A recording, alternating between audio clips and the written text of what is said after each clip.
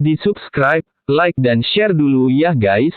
Jangan lupa, lonceng notifikasinya diaktifkan agar tahu seputar video dari si Baong Sunda.